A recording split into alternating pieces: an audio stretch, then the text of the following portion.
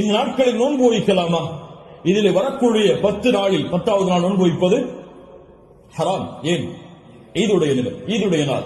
இந்த 10வது நாளை தவிர வரக்கூடிய 9 நாளும் நோன்பு வைப்பது சுன்னாவா? முஸ்லிம் ரஹிமஹுல்லாஹ் இல்மை தேடக்கூடிய மாணவர்கள் என்பதால் இந்த விளக்கங்களை கொடுக்கிறேன். முஸ்லிம் ரஹிமஹுல்லாஹ் அவர்கள் சொன்னார்கள், ஆயிஷா ரலியல்லாஹு அன்ஹா அவர்கள் கூறுவதாக, அல்லாஹ்வுடைய தூதர் துல்ஹஜ் மாதத்துடைய முதல் 10 நாட்களும் ஒருபோதும் நோன்பு வைத்ததில்லை. ஆயிஷா ரலியல்லாஹு அன்ஹா யார்?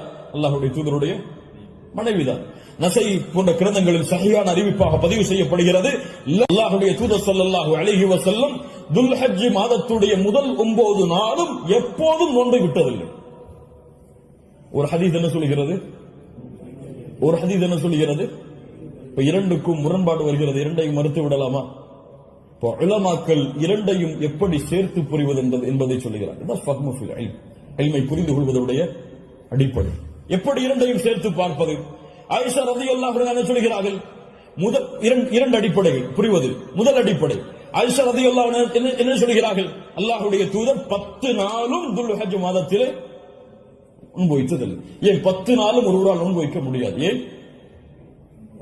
10வது நாளில் ஈத் வருகிறது.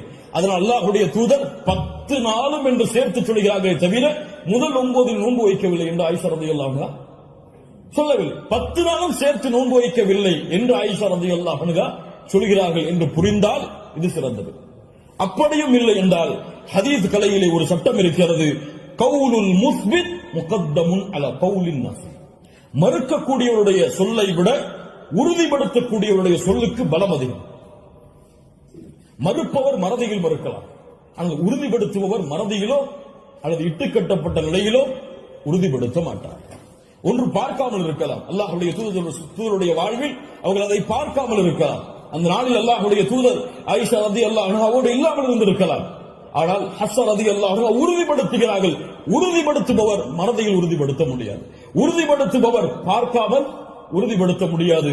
அதனால் இந்த சட்டத்தின் அடிப்படையிலும் அல்லாஹ்வுடைய தூதர் 9 நாள் நோன்பு வைத்தார்கள் என்ற ஹதீஸ் தான் உயர்ந்த தரமுடையது என்று ஹதீஸ் கலையுடைய அறிஞர்கள் விளக்கம் சொல்கிறார்கள்.